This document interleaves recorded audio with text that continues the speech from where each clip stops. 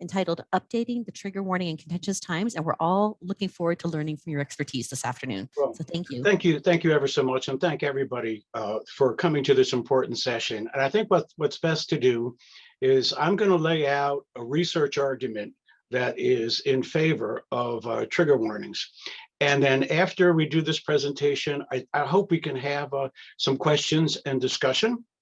And so I'm going to go ahead and share my screen right now so we can get into it. Trigger warnings, methods, and best practices. So I always find it important to give an update on how the presentation will progress. There's going to be the first few panels is going to be about the need for warnings. Student mental wellness is paramount. That has always been paramount with me. Then we're going to look at pro and con arguments. I'm going to challenge the conventional wisdom about critics of trigger warnings. I'm going to talk about research limitations. This is very important this is why I'm so pleased to be able to do this presentation, is I have very serious concerns about the research on trigger warnings, and I hope to make my case about that here. There are also institutional precedents. There are crime alerts, human subjects, IRB compliance, risk management, and more. And then I guess what's most important for the teachers who are attending today is that I have found that updating my practices has enhanced my teaching, my organization, and that has resulted in some very good instructional benefits for me and for my students. So when we take a look at wellness, the issue here is that reporting levels are going to remain low, and you'll see that at the end of this presentation. I'll share my bibliography, and I'll also Karen also will make a PDF of the presentation in case you want to. Between 19 and 27% of undergraduate women and 6 to 8% of men have experienced assault, incapacitation, or violence. According to Inside Higher Ed, Black students continuously experience racism, coping with emotional trauma, increased anxiety, and mental health reverberations. And there is a mental health pandemic going on that has been exacerbated by the COVID-19 pandemic. An estimated 25% of college students have been diagnosed with or treated for a mental illness.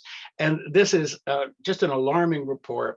Some 73% of students have experienced a mental health crisis while on campus.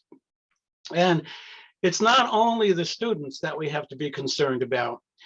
There is the anxiety of returning to face-to-face classes after almost 2 years of online and blended courses. And the return and risk of COVID-19 has triggered teachers as well as students. There is a report in medicine, the journal here, that says prevalence of anxiety, depression, and stress was high among teachers during the pandemic. The results show the need for measures for the care of teachers' mental health, especially when returning to face-to-face classes. And while the professor's mental health is always important, the idea of the anxiety of returning to face-to-face, add to that students, some of whom are experiencing mental health wellness conditions, and then add sensitive or potentially distressing topics to that. And you can see why we might want to consider a trigger warning. Now, let's define that. The origins are associated with sexual assault, PTSD causing flashbacks or intrusive thoughts. And now they include a range of sensitive subjects: race, gender, or sex identity, self-harm, disability, hate crimes, graphic violence. And it's noted that requests for warning often come from students. And one of my criticisms of the conventional wisdom on trigger warnings is that they all come from professors. And I think the best teachers also listen to student views. Now, here are the conventional pro arguments. Trigger warnings show empathy to students who may have experienced assault or racism. They prepare students for potentially distressing content. They create a respectful way to communicate, provide a safe space in the classroom, mitigate disruptions during discussions with students crying, arguing, leaving class while others espouse ignorant or hurtful views, acknowledge it is up to survivors to determine when they can handle the content. Now, the conventional con arguments are that trigger warnings are a threat to academic freedom. They are a form of political correctness. They coddle students who can handle stressful topics. They do not prevent disruptions and discomfort, which are facts of life. They empower students to change the curricula they find offensive, and they compel professors to remove important content from lectures and lesson plans. Much of the debate about trigger warnings, although it started in 2014 and 2015, but this letter by John Ellison, University of Chicago, made it a national story. And the faculty at Chicago actually pushed back on this. Our commitment to academic freedom means that we do not support so-called trigger warnings. We do not cancel invited speakers because of their topics might prove controversial. And we do not condone the creation of intellectual safe spaces where individuals can retreat from ideas and perspectives at odds with their own. A couple of additional con arguments that caught the national eye. One was from the New Republic. Warnings are representative of feminist forums and social media. And then the AAUP added their voice. The presumption that students need to be protected rather than challenged in a classroom is at once infantilizing and anti-intellectual. Now, this is one of the con arguments, this clinical study. It was upheld recently in a Chronicle of Higher Education article as definitive. So I want to take a look at this because I believe this is representative of a lot of the con arguments that we see with peer-reviewed journal articles. And I'm going to take those on today, and you can let me know if my evidence is definitive or not. Okay, the evidence was either ambiguous or substantially favored the hypothesis that trigger warnings have no effect. In summary, we found that trigger warnings are not helpful for trauma survivors. Before we get into that article, I want to go over with you the categories of risk in research. There are physical risks, physical discomfort, pain, injury, illness. Maybe in athletics, you might see an athletic study that this would take precedent. There are socioeconomic risks, alterations in relationships, loss of confidentiality, which is always important. Legal risks when we ask participants to do things that are a violation of the law. And this is the one that affects most of trigger warnings. These include the production of negative affective states such as anxiety, depression, guilt, shock, and loss of self-esteem and altered behavior. Let's take a look at some of the research limitations. It was interesting that in the Chronicle of Higher Education, the editor there, and touting this study, did not look at the limitations. And it's important for us to look at the limitations. None of the studies has exclusively focused on the primary intended target of trigger warnings, survivors of trauma. If trigger warnings are designed to promote the well-being of trauma survivors, this is an important limitation. Well, yes, researchers cannot test survivors who experience sexual assault or traumatic after effects. Institutional review boards would forbid such studies from going forward because of harm to human subject. And this actually affirms the case for warnings, as we can be reasonably assured that at least someone in the class may be such a survivor. But there are also methodological limitations. The Jones study tested a sample of participants from the crowdsourcing platform Amazon Mechanical Turk, and the participants read literature passages, quote, typical of a high school or college English class. This also escaped the eye of the Chronicle.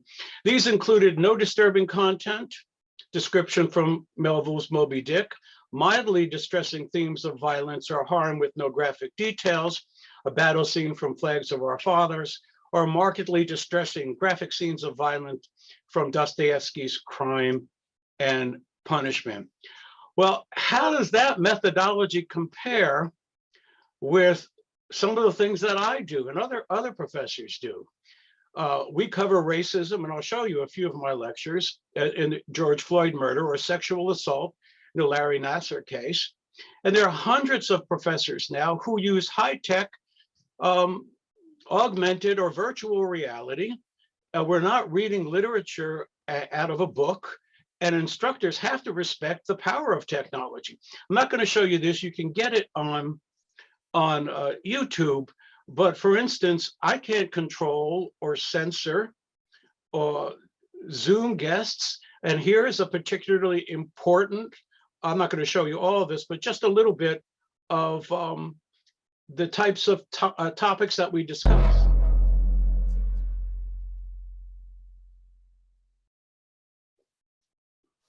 By giving voice to the victims, it allowed them to begin their healing. It allowed them to be heard. And as I said in the video you watched, and I've said repeatedly, if one person would have listened 30 years ago, would have reported, would have acted, this case would not have been mine. We would not be here analyzing, well, what happened? What went right? What went wrong? What needs to change? And so in the Nassar case, I allowed everybody who wanted to speak, because I've done that in all of my cases. We won't get into the testimony of survivors, but we're back to the Jones study again. It's impossible to create an overarching study about trigger warnings because of all the variables. There are thousands of professors, each with a different lesson plan, tens of thousands of classes, each with different content, hundreds of thousands of students, each with different argumentative views and discussion sections. It's true, you may not need a trigger warning in a soil science class, but you might need them in media or social science classes. You know, I have been called a person who is in avoidance rationale because I use trigger warnings. I have a new take on that rationale. The ones who are using trigger warnings are really handling the sensitive topics. Many classes are cleansed of those topics, and the content may not apply. The real avoidance is what we don't discuss in classes that do not use trigger warnings. And here's a sample. I'll show you just two. I'm not going to show you the individual pages, but here is a lecture on power. I handle the N-word with videos. These are bleeped out, incidentally. The C word, consent defined, truth to power, or speaking truth to power. The delicate but important skill set of interviewing survivors. A look at how the newspaper broke, how the Indianapolis Star broke the Larry Nassar case, how to use the professor academic harassment database, and then non-consensual relationships in the newsroom. These are all very potent subjects. We also discuss evil. We have to discuss evil for a lot of reasons. Many of my students will go on to cover court trials. They'll become court reporters or police reporters. I've had students, as in Danielle Ferguson, who covered capital punishment. So we go through the depravity scale, which district attorneys use in ascertaining what charge they should make against a defendant. Sociopath versus psychopath, the brain of a psychopath, good versus evil, from a prosecutor's viewpoint. Hannah Arendt on the banality of evil. Derek Chauvin is an example of the banality of evil. Darnella Fraser's Pulitzer Prize. Darnella Fraser was a 17-year-old who took that video, how to cover capital punishment, and then how to deal with the PTSD from such coverage. Again, this is so different than looking at passages from Moby Dick, etc. There are precedents for trigger warnings. There's campus crime notifications, institutional review boards, climate surveys, university compliance policies. These are just a few.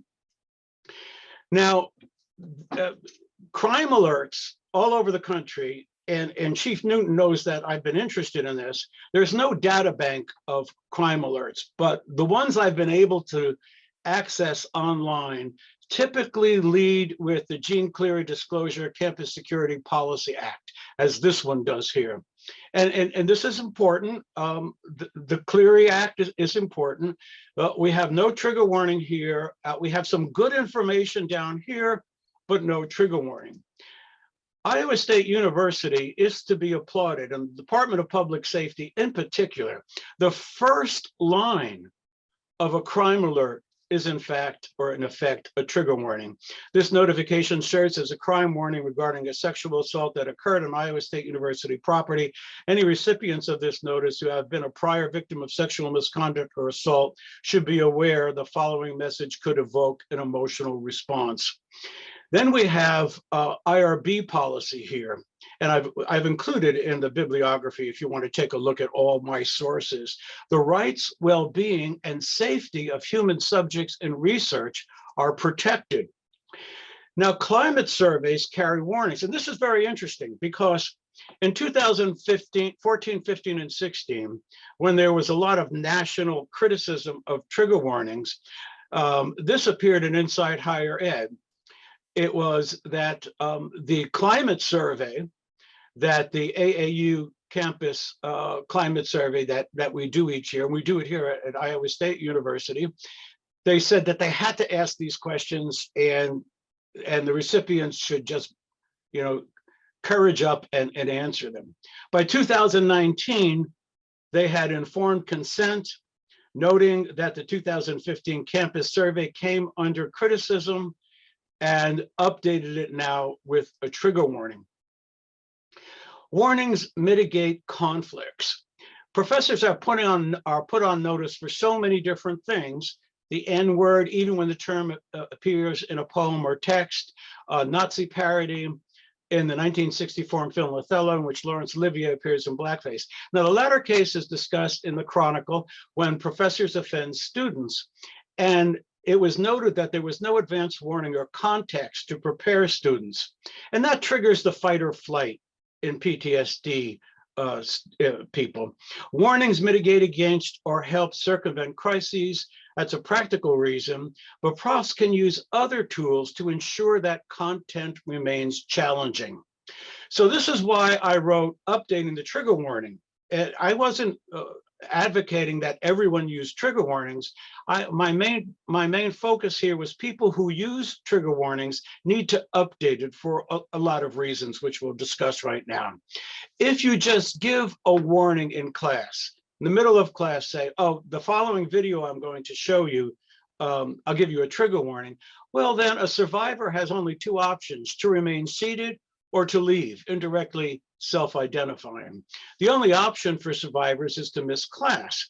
So teachers do need a flexible attendance policy, but then missing class is one thing, but there needs to be some online study guide with pertinent exam information without perhaps the multimedia, augmented or virtual reality. And such a guide, for instance, might be the origins of the Me Too movement, which you might need for a midterm, or specifics of the 1964 Civil Rights Act. Here's an example of one of the things that we discussed without the video about the Dred Scott decision being overturned by the 14th Amendment. That's something that will happen in the lecture on power, and they would need to know that in an online study guide. Students can miss as many classes as they like. The Chronicle back in 1992, but even before then, covered my class. I allow students to miss as many classes as they want, provided that there is not a test or projects due. I've kept, as you can see, all sorts of percentages. People miss for career, academic, family, romance, not very much, health, overslept, funeral, or other. But I just let you know that a flexible attendance policy is just really important if you're going to be using trigger warnings. I've also expanded my accommodations. I've added neurodiversity And in my syllabus, it says, this course affirms Iowa State's commitment to support a diversity of learners in an inclusive, accessible, reasonable manner. Neurodiversity includes students diagnosed with or display symptoms of attention deficit hyperactivity disorder, autism spectrum disorder, bipolar disorder, anxiety disorder, depression, post-traumatic stress disorder, or related disorders that may limit your ability to access content or participate fully in this course. Your professor is aware of symptoms of these conditions and is dedicated to accommodating you in a proactive manner. One of the things that I include in my syllabus is every single session that we are going to cover in media ethics. And I give 38 lectures, only 5 out of the 38 have trigger warnings. This one on bias and equality. We'll explore emotional intelligence, legality, US history and race, Emancipation Proclamation, Civil War aftermath, transformation of Lincoln, 13th and 14th Amendments. Content deals with sensitive issues associated with race. And down here, evil, which we've already discussed, psychopath, everyday evil, depravity scale, capital punishment, and so on. And I also sent an email reminder before each class. Here's an example that I sent on December 1st, 2021. Just a reminder that we will be covering sensitive material today on sexual assault, sexual consent, and how the media covers sexual misconduct database for university offenders, how reporters and practitioners should pose questions to sources about sexual assault, and much more, including Tankman, which some media organizations censor. You can access a study guide without the multimedia if you decide not to come to class. And then I also make sure that if we're going to take all these steps to protect, to create a safe space for students, that we also have to be open to the First Amendment. And my class, as all classes at Iowa State, has a free speech. I also say privacy and respect. We're going to be dealing with sensitive subjects. Be mindful. Iowa State University supports and upholds the First Amendment, and we all have that in our syllabi. And there have been great student appreciation. I think in this last media ethics class, I got 4.97. I say that not to tout the my instruction ability, but to let you know that students appreciate organization and a feeling that they've journeyed from one part, from the beginning of class to the end of class through midterms and finals. Here was one that specifically mentioned the daily emails. Dr. Boucher, Professor Boucher sent us emails about what we covered in class that day and what we would cover the next class. His positivity and well thought out lectures kept my interest throughout, and so forth. So organization helps teaching. Course content is described in the syllabus. It gives a sense of destination, as we said. Flexible attendance policies, I release responsibility for attendance to the student. And those who don't come to class, who miss, they just don't do well in the midterm and the final. And if your students can do well in the midterm or final without coming to class, there may be something wrong with the pedagogy, not your attendance policy. Online study guides without the augmented reality that ensures those missing class have access to exam material. Email reminders about the day's content that encourages students who respond to the content. And assessment, and I do assessment with students. I do midterm assessments and final assessments on how I can improve not only the use of trigger warnings, but the content of the class. I want to point out that there is also an administrative issue here. I have an article coming out in the department chair about administrators. Now, the problem with content in the classroom that doesn't affect, in fact, we couldn't find any article that talked to administrators about trigger warnings. But if some misstep or slur happens in that class, it's the department chair, it's the dean, it's the provost who has to handle the fallout. So I think it's important for department chairs, particularly, to have a discussion on trigger warnings to see who uses them. Now, we know that the faculty own the curriculum, But the curriculum committee can do a Qualtrics survey as a part of course mapping to ascertain faculty opinion on trigger warnings and whether any give them. Student viewpoints also should be considered, perhaps expressed in course evaluations, or we can invite student leaders to address their opinions, viewpoints, and experiences about trigger warnings.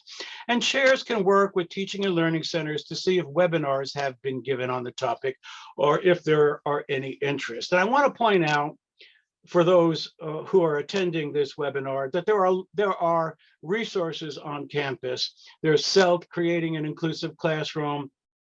There's Sexual Assault Response Team. There's the Margaret Schloss Center, which has so many resources on that page. There's the Office of Equal Opportunity, and there's student misconduct policies.